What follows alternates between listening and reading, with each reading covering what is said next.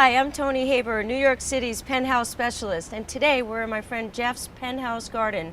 One of my favorites in New York City, designed by Bonnie Belay, leading landscape designer and horticulturist. Bonnie is a great friend and also a published poet.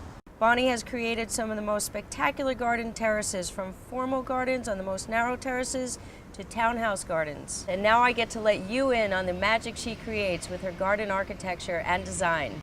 Bonnie, I love the idea of outdoor rooms, but not exactly sure how it works. In this space, we have 3 outdoor rooms. We have a very open outdoor room in the front, which is a conversation area.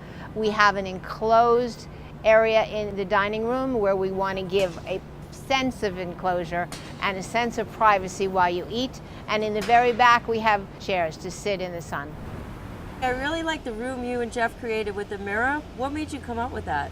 Well, the mirror was already something Jeff owned on his last terrace, and that seemed the perfect place to put it. And then I used those beautiful weeping Norway spruce to frame the mirror.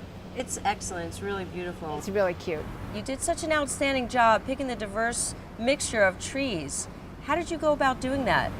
Well, in this planting, I've used pines, I've used Chamaecyparis at both ends, and I've used birch trees.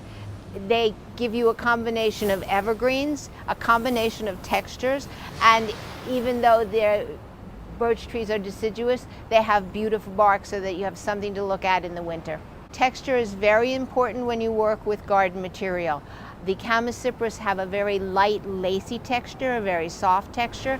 The birches are deciduous and they give you an entirely different texture because they're not an evergreen. And the pines have long blue needles. Bonnie, what about wind? Wind is very important in 2 ways. In backyard gardens where there's a lack of air circulation, you can have a lot of trouble growing anything at all. And on a terrace, you can have trouble growing something that would normally grow in a country environment, but because it's much windier on a terrace, something like a holly or a variegated holly will not grow in a planter. Bonnie, choosing the right planters can be tough. They need to be aesthetically pleasing and functional.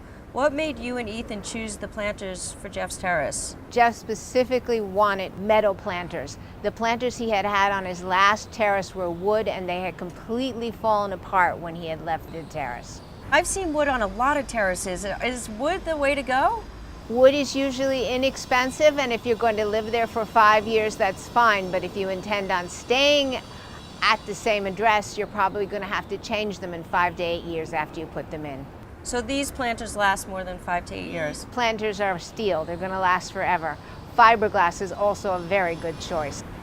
Bonnie, thank you so much. I always learn so much from you. You did an outstanding job on Jeff's terrace, and I'm always learning from you.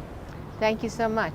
So if you'd like to contact Bonnie or myself, please do so anytime, and thank you for watching.